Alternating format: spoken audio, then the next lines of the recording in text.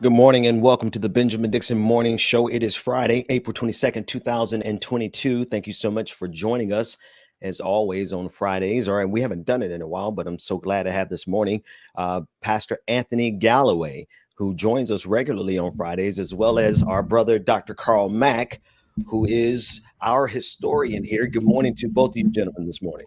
Good morning. Good morning. Good morning. I got you, Dr. Mack. All right, Matt. I hadn't spoken to you, my brother, since I sent it to you. So give me your thoughts.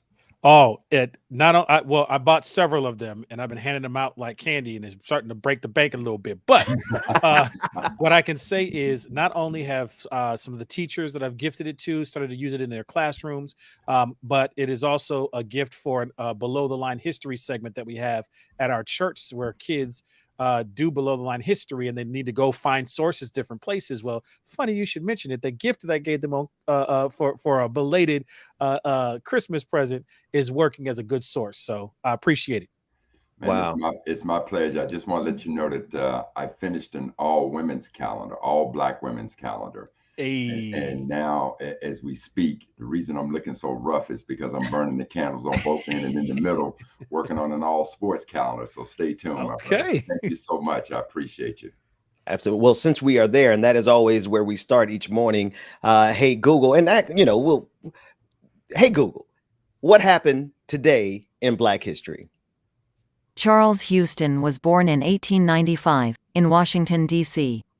A military veteran of World War I and a graduate of Harvard University, he was the first Black person elected to the Harvard Law Review. As the dean of Howard University's School of Law, Houston trained nearly 25% of all the Black lawyers in America, including Thurgood Marshall. With the NAACP, he fought against all-white jury convictions, segregation in public education, specifically law schools, and restrictive housing covenants. Houston passed away on April 22, 1950.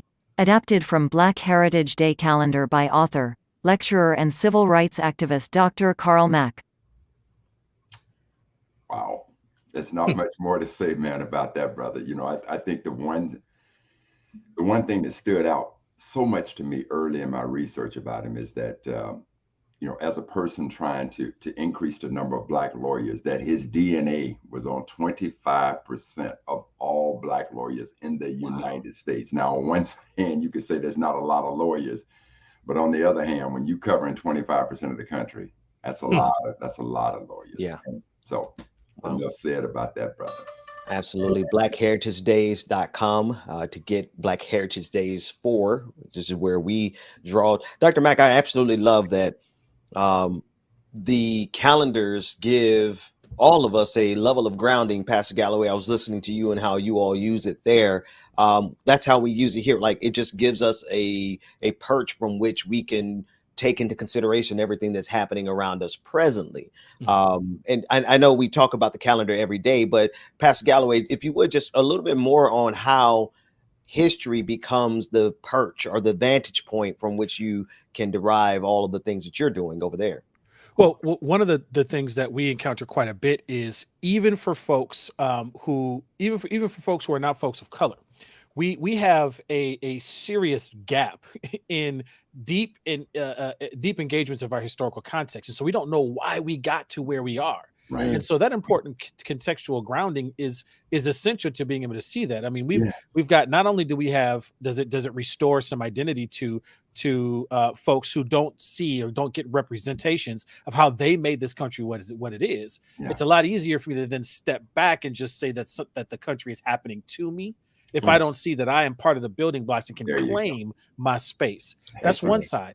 On the other side, we have some of our white parishioners and families who are trying to figure out how to connect in or why all this baggage is here. And again, I look in here, and if I've only ever been represented a history that's myopic, that says all of history is Black subjugation and white rage, and now I get to see, especially if you're talking about the NAACP, there's a whole lot of white accomplices that you never get a story about. So the only picture that I have in terms of trying to leave this fake mentality that is being generated now, because there is no cultural root to white supremacy, it's just supremacy. Now I get to say, oh, I can be like Lucretia Mott. like Nicholas Chris, who posed in the picture with Rosa Parks that we see as the face of right racism, was actually accomplishing for the needs of that picture that was taken a year after the event. So it presents us a way to say to address that history. We know healing doesn't happen until we address the stuff that's below the table. So that's how it's been used for us, and it brings a whole lot of folks into their activism in that way. Brother, you have absolutely warmed my soul this morning. Thank you. Good Lord. Thank you. Yeah.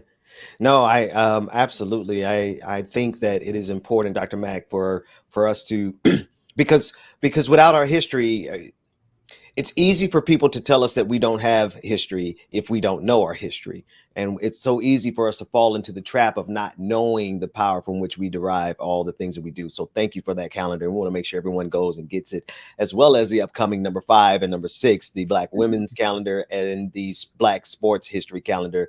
Doc, you have been extremely busy. I want to shift gears to present history.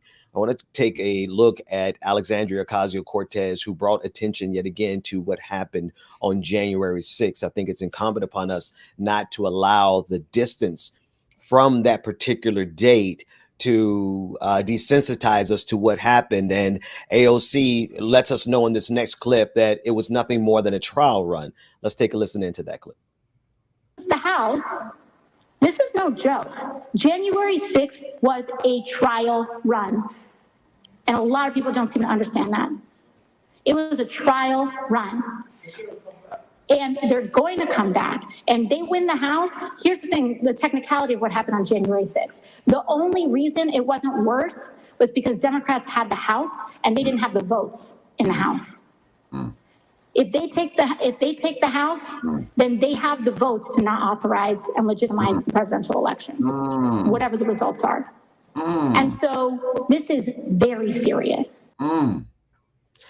You know, Lord, I didn't think about that. That's the part right there. And that's what I hate this statement, because it is what I'm getting ready to say is a phrase that is always used by the Democratic Party and everyone else every time elections come around, that this might be the most important election coming up. But when you consider in 2022, if we don't block these traitors from getting in power in the House, then it doesn't really matter now, does it, what happens in 2024? Because they have already set the model that they are going to reject the results no matter what. I want to start with you, Dr. Mack, and then go to Pastor Galloway. But Ben, you have to slow down. All of us have to slow down and understand exactly what AOC said. Of all the things that I've thought about, it did not dawn on me that think about right now, what percentage of people in this country truly believe that the election was stolen? So now just imagine if the House of Representatives were owned by the Republicans. They literally, for the first time in history of this country, you talk about a peaceful transfer of power. They absolutely could not have certified that election. Think about that and think how close they are to doing that. So when she makes that statement, when we want to talk about our vote not mattering now, if we allow something like this to happen, then there is no more conspiracy. You are absolutely correct. Your vote would not matter. Just imagine if the House had been owned by Republicans and what happened on January 6th happened, and they did not certify the election with no proof of ill doing, not to the point that you could say the election was rigged. This would have been say goodbye to democracy. That's right. It is done. Unbelievable. I just didn't think about it in that context. Pastor Galloway. You got it. The words is out. I wasn't even thinking that was the direction that we were going. I was actually thinking about the challenge of as she was opening it up at being a trial run, saying that there is fomentation for other opportunities, and that's where my head was going. I hadn't even thought about the fact about the connection to the elections coming up. This is problematic. Now I'm in a space of dealing with folks in active engagement across multiple. I got heavy critiques from a race and religion point of view of both of our parties and what happens in that space. But the unraveling of democracy and what it means to folks who have continually been pushed out of and marginalized. I think of the rulings that are happening around the Voting Rights Act in many different spaces. Like, you start to zoom out and put all those together into a project, and yet again you see you see this unraveling that's hitting me. So you kind of caught me flat-footed on that one. I was not thinking there. Yeah, you know, I think about it all the time, Dr. Mack, and I really do appreciate the conversation that we had yesterday. I kind of been thinking about this for a minute, and to the audience, I apologize.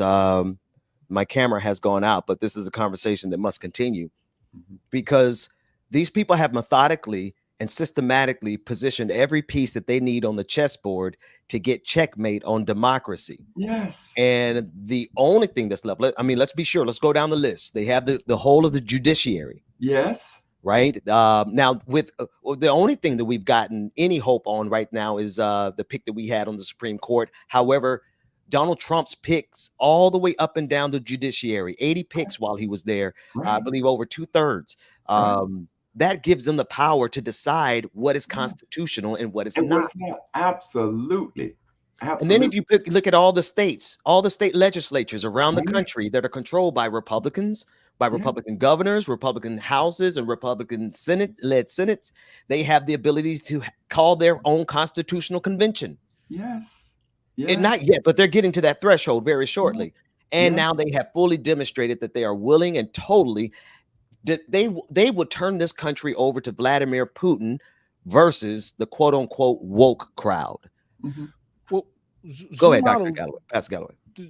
Well, I'm on my way. The doctoral program is underway. Yes, sir. But there's a zoom out a little bit, because we are moving into a space, and this has been a trend for a while, right? There used to be this idea that all you had to do was marshal and organize, but at the end of the day, one thing that we would all agree on is that our collective voices coming together would set direction. Now we are seeing that political strategy is setting direction. More than that, and that has been something that's been eroding over time, and now we're getting to the point from what you just said, right? Think about that, and you can think about it one term in terms of one side, one partisan side, but also think about it in terms of what people believe about how democracy works. I've got young folks coming to talk to me, and when we talk about putting all the votes together, and deciding something based on how we all come together and collectively, which, is a way. We've had indigenous and Afrocentric ways of doing things collectively and council-wise for many years that we can tap, but we seem to forget that philosophy, just like we figured all the philosophy that predates the European Enlightenment. But anyway, that's another that's another conversation. The big thing that I'm watching is where folks are thinking that all I have to do is collect all the voices, because what do we have? We have attention on the judicial. The judiciary is supposed to be separate. It's supposed to be a very different thing than a partisan pick all the way up and down the ballot to align a particular way of view. That's not democracy. That's no longer folks participating. And this would be a problem regardless of what party is doing it. But I think we should articulate the fact that it's been very clear that one party is attempting to do things that way versus the bring all the voices to the table way, and that can't be ignored. And so there's this is very problematic all the way up the board, because when you do that means that what we have access to in terms of making the world that we want to see starts to be limited to the things that are not healthy long term for humanity.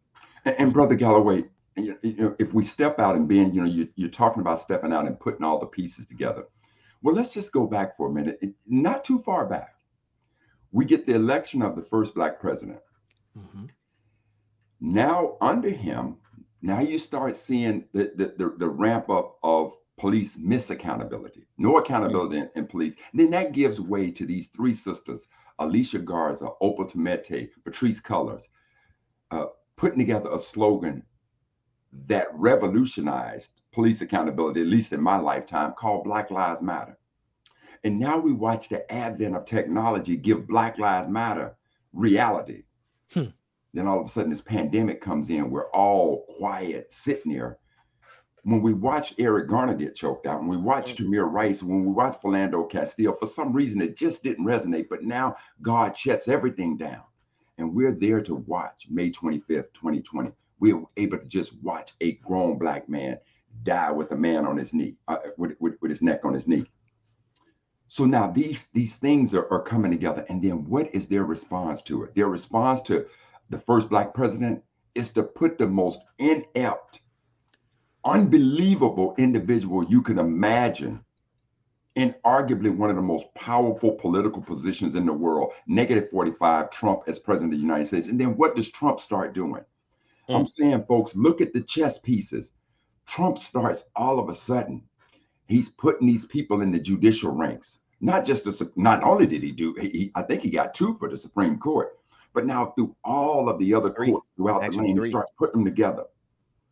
And now when the election comes up, now you see this, as AOC said, this trial run towards this. And then once that election happens and you elect the Biden and the first Black woman as vice president, what do? They ramp up their game and say, we must now prevent them from voting. So throughout the South, we start seeing all of these efforts around voter suppression. Yep. Family, if we're not careful, they're going to have all of their pieces. It's like Putin. If you want to compare this to Putin, before Putin invaded Ukraine, he put all of his pieces all around Ukraine. He put all of his pawns all around Ukraine before he started. And once he started, he'd have everything in place. That's what we're looking at now. And that is exactly what is happening in this country. And history is very clear that every time we as a people begin to show any signs of progress, and heaven forbid that progress be major, such as, during those 3 big amendments that got passed, the 13th Amendment in 1865, which ended chattel slavery, the 14th Amendment passed in 1868, which gave us citizenship, and the 15th Amendment in 1870, which gave Black men the right to vote. When those 3 amendments came in, they ramped up everything. You had the advent of the Ku Klux Klan, you had Black codes, you had all of these things to take place. This is exactly what we're looking at right now. And if we're asleep at the wheel, as AOC has said, as history is saying to us, you want to talk about taking America back again? That's they right. are well on their way to doing it. It is incumbent upon us to stay focused. And Brother Galloway, when you talked about such the importance of history to understanding how we got here today, this is, again, it just all comes so full circle. My heart is so full today talking to you and being about this, because it's providing clarity to me even deeper than what I thought I understood. I just thank God for you brothers on this conversation. But Brother Ben, I don't know who it was, but Brother Mac, somebody I was on this show who mentioned that we are in our 3rd Reconstruction, and it made me go, whoa. Because that pattern that you just described, right? Yes. The first Reconstruction, advancements, the federal troops were protecting the lands, and then you just described that with the amendments, and then the backlash that comes from it needs to be a part of that thought process. Our 2nd Reconstruction, right? That advancement in the more recent arm of the civil rights movement had a backlash throughout the 70s and 80s that seeded the de jure racism. Look at James Lowen's Sundown Towns, right? You can see what that looks like. And then I can't remember the guest that said it on the show, but that they were saying that the election of Barack Obama marks the 3rd Reconstruction. That's right. And you have the advancements in a whole lot of different areas that went along with that, the audacity that people began to give, and then you've got to have the backlash. You got that. Oh my goodness! Like and what do, again, our pre-European Enlightenment Dinkra symbol philosophies have, right? That's Sankofa. Know your past so you can know your future. Go back and get it, right? So we're in this space. So I have to think about, then, if that is true, so too then is our responses to that, because in that Reconstruction period formed the foundations of Tulsa. Now, of course, we had to see the continued backlash of it, right? But our response had been the self-autonomy. And as long as we can protect the autonomy in a way that doesn't have, we will, so we know the next set of patterns, right? So that advancement, autonomy, things like that. I've got an apartment building in the area that we're working with that had created its own food co-op and rent co-op, so that anybody who suffers and their renter is behind and stuff like that, they built their own little table to make that happen. And they're close to buying the building outright.